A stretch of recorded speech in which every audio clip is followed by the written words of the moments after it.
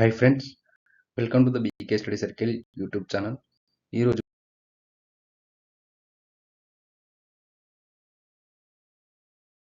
మనం ఈ వీడియోలో ఫిబ్రవరి 9th 10th సంబంధించిన most important current affairs discussion చేద్దాం. ఫస్ట్ కరెంట్ అఫైర్ వచ్చేసి జపాన్ పార్లమెంట్ ఎన్నికల్లో తకాయిచి కూటమి విజయం. అయితే గతంలో ఈమె చూసుకున్నట్టయితే జపాన్ ప్రధానిగా ఎన్నికయ్యారు. మొట్టమొదటి మహిళా ప్రధాని అండి. అక్టోబర్ నెలలో గత అక్టోబర్ నెలలో చూసుకున్నట్టయితే 2025 మొదటి మహిళా ప్రధానిగా ఈమె భారీ విక్టరీ విజయంతో ఎన్నికైంది. సో మరొక న్యూస్ ఏంటంటే జపాన్ పార్లమెంటరీ ఎన్నికల్లో ప్రధానమంత్రి సనాయి తకాయిచి నేతృత్వంలోని సంకీర్ణ కూటమి అఖండ విజయం సాధించింది. మొత్తం 465 సీట్లున్న దిగువ సభకు ఆదివారం ఎన్నికలకు జరగ్గా అధికార కూటమి 3/2 పైగా స్థానాలను దక్కించుకుంది. ఇప్పటి వరకు అందిన వివరాల ప్రకారం తకాయిచికి చెందిన లిబరల్ డెమోక్రటిక్ పార్టీ ఎల్డిపి 316 సీట్లలో విజయం దుందుబి యోగించింది. దీంతో దిగువ సభలో సొంతంగా పూర్తి మెజారిటీని అది దక్కించుకున్నట్లు అయింది. జపాన్ తొలి మహిళా ప్రధానమంత్రి తకాయిచి గత అక్టోబర్ నెలలోనే ఆమె ప్రధాని బాధ్యతలుగా చేపట్టారు. సో జపాన్ క్యాపిటల్ వచ్చేసి టోక్యో, కరెన్సీ వచ్చేసి జపానీస్ యెన్. జపాన్లో ఏదైనా ప్రధాన నది ఉన్న నది ఏదంటే షినానో నది. సో జపాన్ సంబంధించిన ముఖ్యమైన కరెంట్ అఫైర్. ఈమె గురించి క్వశ్చన్ అడగవచ్చు. ఇటీవల మా తొలి మహిళా ప్రధాని నియమితులైన దేశం ఏదని అడగచ్చు, ఆమె పేరుని అడగచ్చు. Takaichi, Japan country. Next current affair వచ్చేసి ఫ్యాక్స్ సిలికా ప్రోగ్రామ్కు భారత్ను ఆహ్వానించిన అమెరికా. సో అమెరికా రోజు న్యూస్లో ఉంటుంది. అమెరికా ఏ న్యూస్ అయినా చాలా ఇంపార్టెంట్. ఇది కృత్రిమ మీద పురోగతికి అవసరమైన సిలికాన్ సప్లై చైన్ భద్రత కోసం అమెరికా విదేశాంగ శాఖ ప్రారంభించిన. ఇది క్వశ్చన్ అడుగుతారండి మనకి.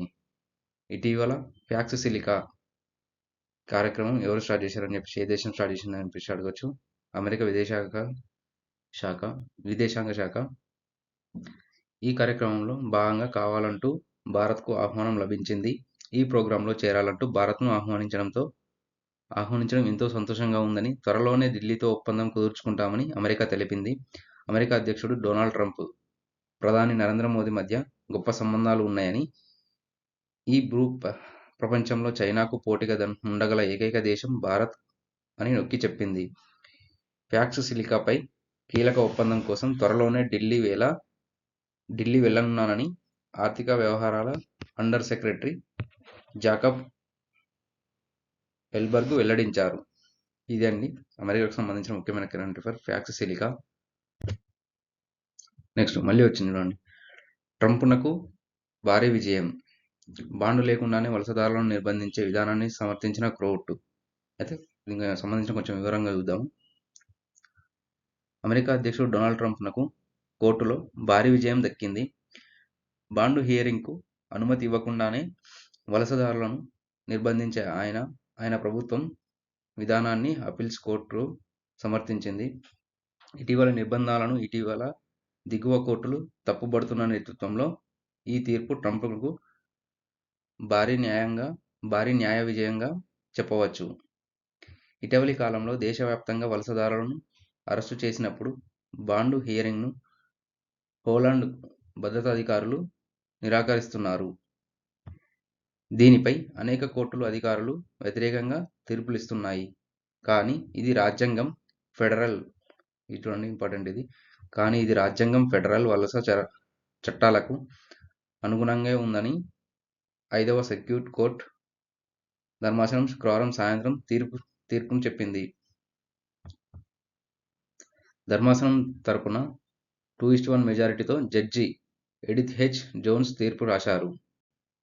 ఇది అండి అమెరికా సంబంధించిన ఒక వలసదారుల చట్టానికి సంబంధించిన ఒక న్యూస్ అండి. చాలా ఇంపార్టెంట్ ఇది కూడా. నెక్స్ట్ కరెంట్ అఫైర్ వచ్చేసి శంకర్కు స్వర్ణం. ఆసియా ఇండోర్ అథ్లెటిక్స్ అండి.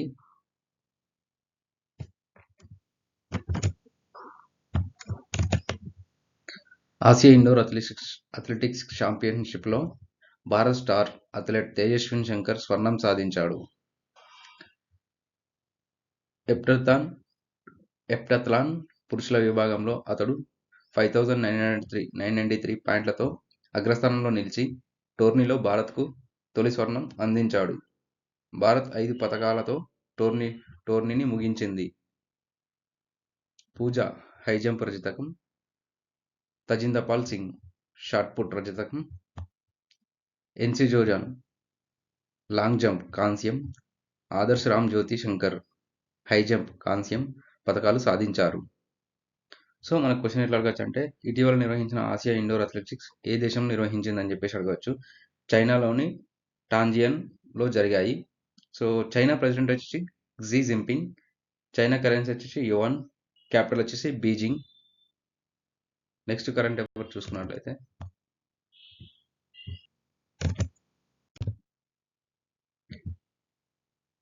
ఇరాన్లో నర్గీస్ మొహమ్మద్కి మరో 7.5 జైలు శిక్ష. సో ఈమె గురించి న్యూస్లో ఉంది. అయితే ఈమె కరెంట్ అఫైర్ ఎలా అడగచ్చు అంటే, జైలులో నోబెల్ శాంతి బహుమతి పొందిన మహిళ ఎవరని అడగవచ్చు.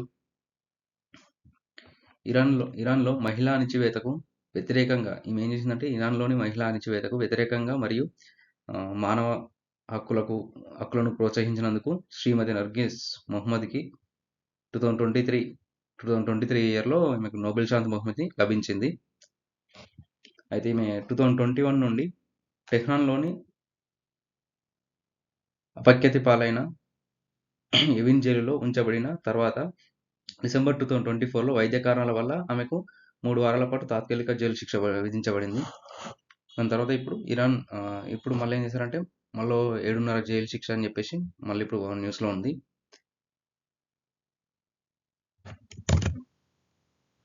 అయితే నోబెల్ శాంతి బహుమతి గురించి వచ్చింది కాబట్టి మనం నోబెల్ శాంతి బహుమతి గురించి, నోబెల్ ప్రైజ్ గురించి కొన్ని విషయాలు తెలుసుకుందాం. నోబెల్ ప్రైజ్ స్టార్ట్ చేసింది అయితే 1901. First Nobel peace prize winner వచ్చేసి ఫ్రెడరిక్ ఫాసీ మరియు స్విట్జిన్ హెన్రీ డ్యునాంట్. సో ఇవి ఈ బహుమతి ఏ రంగాలలో ఇస్తున్న క్వశ్చన్ అడగచ్చు. భౌతిక శాస్త్రం, రసాయన శాస్త్రం, వైద్యం, ఇంకా సాహిత్యం మరియు శాంతి. సో దీని తర్వాత ఏంటంటే 1968లో ఆర్థిక శాస్త్రంలో ఇవ్వడం కూడా జరుగుతుంది. సో నేను ఆడియన్స్కి ఒక క్వశ్చన్ ఏంటంటే, ఈ నోబెల్ ప్రైజ్ యొక్క ప్రైజ్ మనీ ఎంత? కమెంట్లో కమెంట్ చేయండి. తప్పైనా సరే కమెంట్ చేయండి.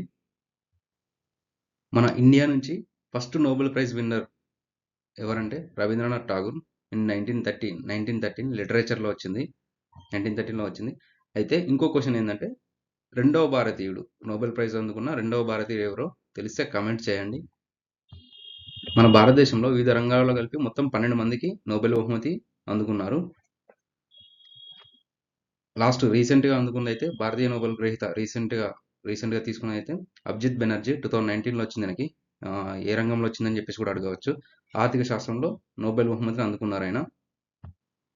నెక్స్ట్ కరెంట్ అఫైర్ వచ్చేసి ఇక్కడ వెనిజులా ప్రతిపక్ష నేత విడుదల అని చెప్పేసి ఉంది. వెనిజులా ప్రతిపక్ష నేత జువాన్ పబ్లో గ్వానిపా ఆదివారం విడుదలయ్యారు. గత 8 నెలలుగా రాజధాని కారకస్లోని డిటెన్షన్ సెంటర్లో ఆయన ఉన్నారు.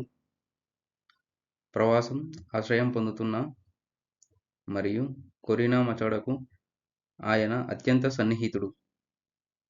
సో ఈయన గురించి న్యూస్లో ఉందండి.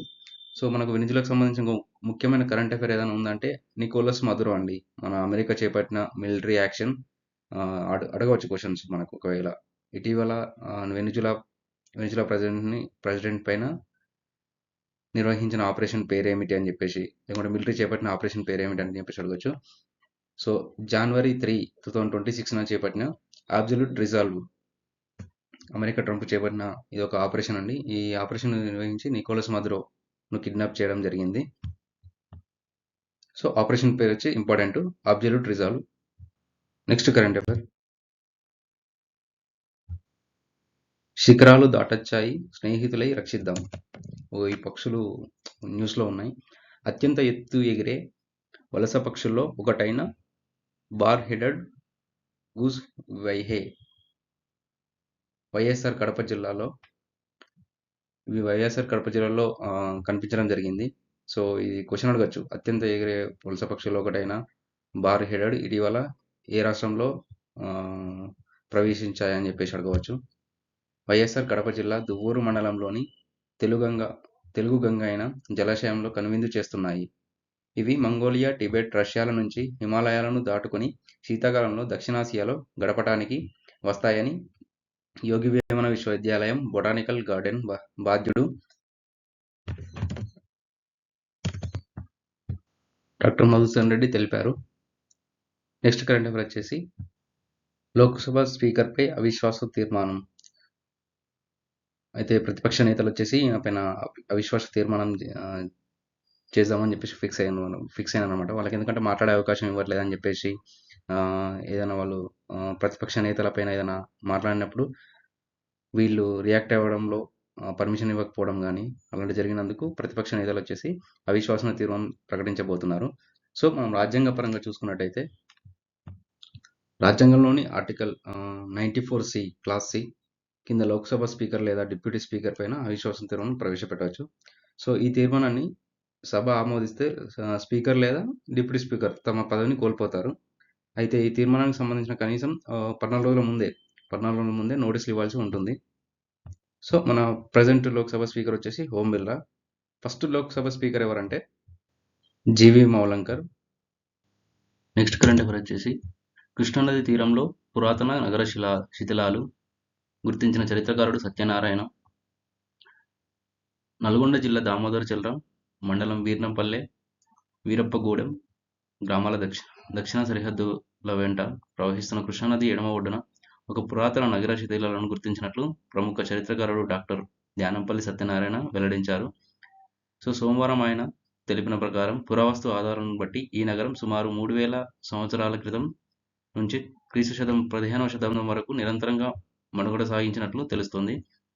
ఈ ప్రదేశంలో ఇనుపయుగానికి చెందిన వందల బృహత్ శిలా సమాధులు ఉన్నాయని, అవి వీరుల సముదాయాలని స్థానికులు నమ్మడంతో ఈ ప్రాంతాన్ని వీరులపాడు అని చెప్పేసి వీరప్పగూడెం అని చెప్పేసి పేర్లు వచ్చాయని చెప్పేసి స్థానికులు తెలుపుతున్నారు. పలు చోట్ల లభించిన ఇనుప చిట్టాలను బట్టి ఇక్కడ ఇనుము తయారు చేసేవారని తెలుస్తోంది. ఈ వీరులపాడు స్థలం ఇప్పటి వరకు పురావస్తు శాఖ దృష్టికి రాలేదు. మధ్యయుగ కాలం 15 నుంచి 15 శతాబ్దాలులో నిర్మితమైన కోటగోడలు, బురుజులు, ధాన్యాగారాలు, ఆలయాలు, బావులు, ఇళ్ళు, శిల్పాలు స్పష్టంగా కనిపిస్తున్నాయి. సో క్వశ్చన్ అడగచ్చు, ఇటీవల శిథిలాలు లభించిన నగరం ఏదని చెప్పేసి ప్రాంతం ఏదని చెప్పేసి అడగవచ్చు. ఇది most important current affair. Next current affair వచ్చేసి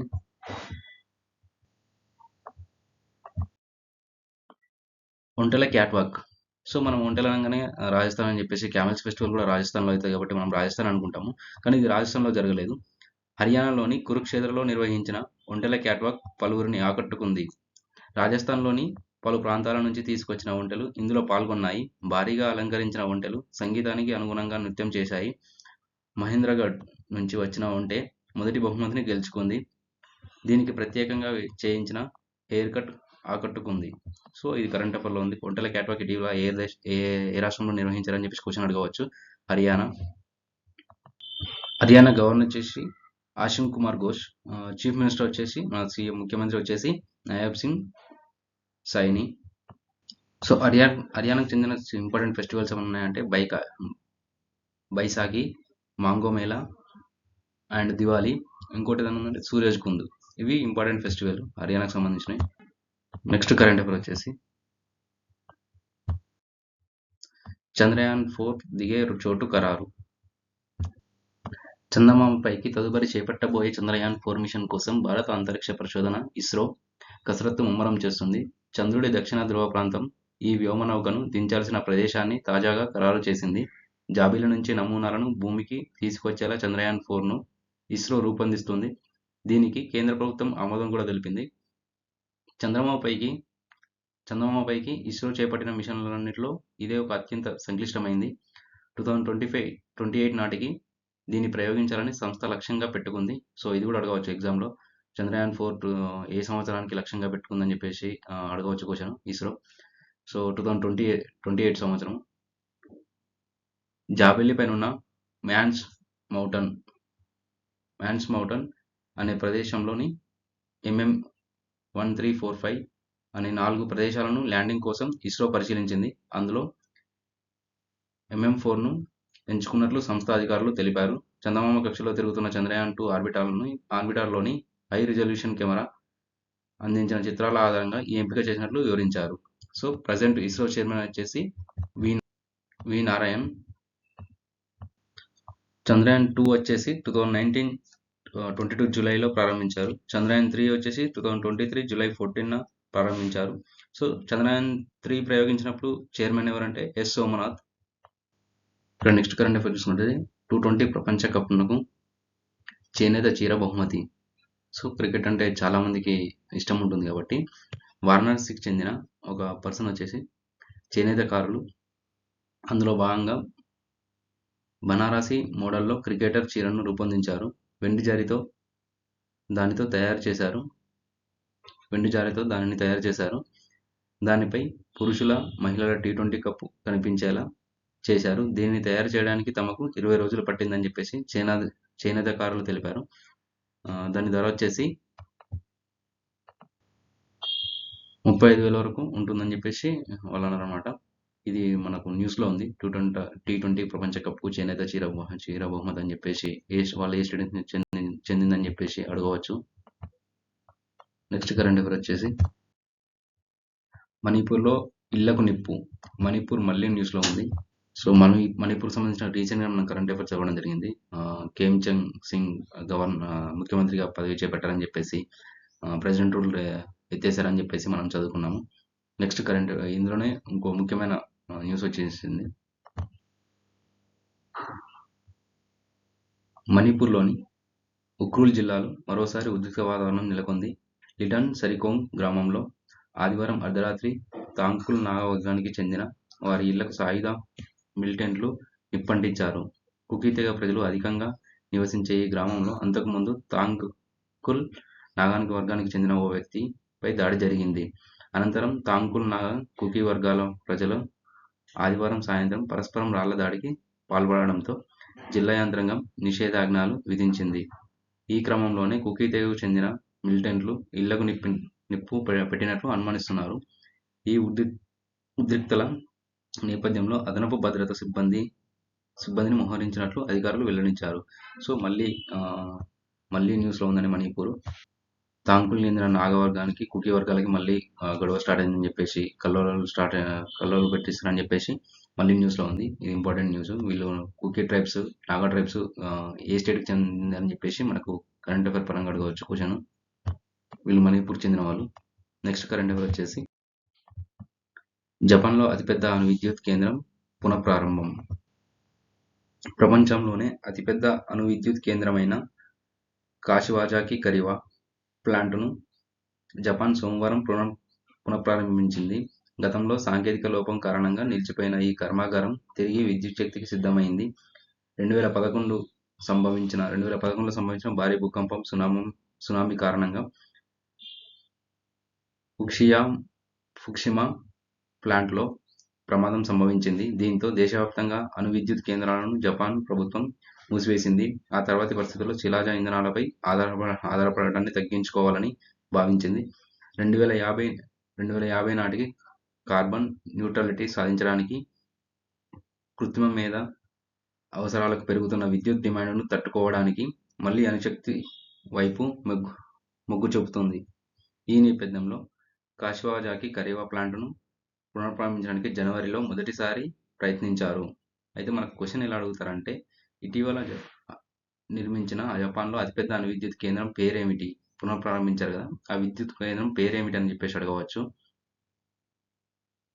ఆ విద్యుత్ కేంద్రం పేరు వచ్చేసి కాషివాజాకి కరివా.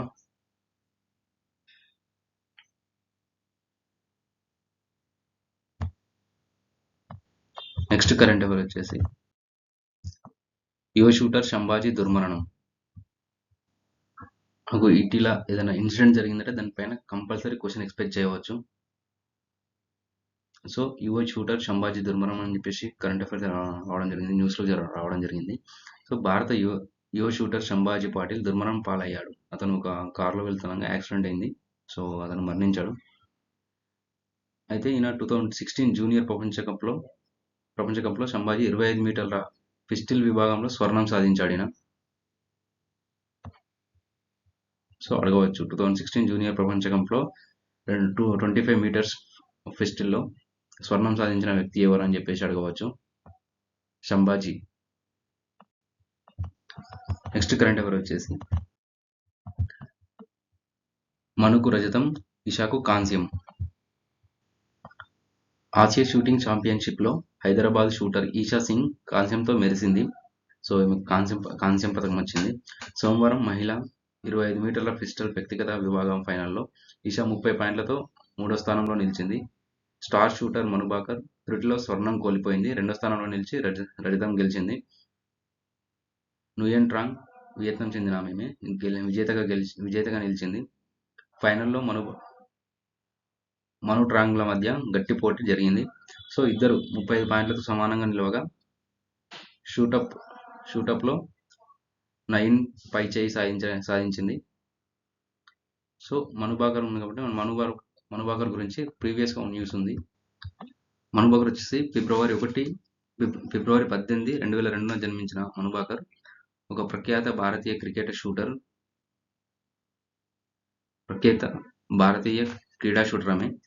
ఆమె 2024 ఒలింపిక్స్లో అయితే సింగిల్స్లో 10 మీటర్ పిస్టల్ షూటింగ్లో సింగిల్స్లో అయితే కాంస్యము. సో డబుల్స్లో కూడా ఆమె కాంస్యం గెలుచుకున్నారు. దీంతో ఆమె ఒలింపిక్ పథకాలు గెలుచుకున్న తొలి భారతీయ మహిళా షూటర్గా నిలిచింది ఆమె. నెక్స్ట్ కరెంట్ అఫైర్ వచ్చేసి 3 ఏళ్లలో ఉపగ్రహాల సంఖ్య 3 రెట్లు పెంచుతాం. 2042 నాటికి చంద్రుడిపైకి మన వ్యోమగాములు. ఇన్కాయిస్ ఆవిర్భావ దినోత్సవంలో మాట్లాడుతున్న మన ఇస్రో చైర్మన్ వి నారాయణ్ భారత ఉపగ్రహాల సంఖ్యను వచ్చే 3-4 ఏళ్లలో 3 రెట్లకు పెంచనున్నట్లు ఇస్రో చైర్మన్ వి నారాయణ్ ప్రకటించారు. భారత జాతీయ మహాసముద్ర సమాచార వ్యవస్థల కేంద్రం ఇన్కాయిస్ 27వ ఆవిర్భావ దినోత్సవ సందర్భంగా హైదరాబాద్లోని ఇన్కాయిస్లో సోమవారం నిర్వహించిన కార్యక్రమంలో ఆయన ముఖ్య అతిథిగా పాల్గొన్నాడు. 2042 నాటికి మన వ్యోమగాముల్ని చంద్రుడిపైకి పంపి సురక్షితంగా వెనక్కి తీసుకొచ్చేందుకు ఇస్రో ప్రణాళిక రచిస్తోంది. అంతరిక్షంలో సొంతంగా మన స్పేస్ స్టేషన్ను నిర్మాణం దిశగా కార్యాచరణ రూపొందిస్తున్నాం అని చెప్పేసి ఆయన అన్నారు. గత 20 ఏళ్లలో ఇన్కాయిస్ దేశీయంగా, అంతర్జాతీయంగా అగ్రగామి సంస్థగా ఎదిగింది. సునామీ, తుఫాన్ హెచ్చరికలు, సముద్ర స్థితి అంచనాలు, సముద్రంలో చేపల లభ్యత, ప్రదేశాలు, వాతావరణ మార్పుల గురించి విలువైన సమాచారాన్ని అందిస్తోంది. ఈ సందర్భంగా సముద్ర సమాచార సేవలపై ఇన్కాయిస్ అభివృద్ధి చేసిన జెల్లీ ఐఐపి సముద్ర 2.0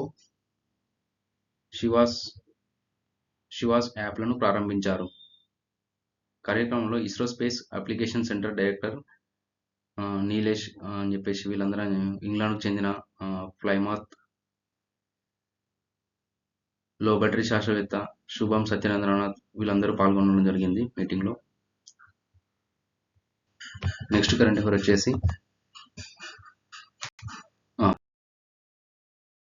ఇవి అండి ఈరోజు current affairs. Thank you for watching. Thank you. ఇవి ఫిబ్రవరి 9th, 10th సంబంధించిన most important current affairs. Please subscribe and share.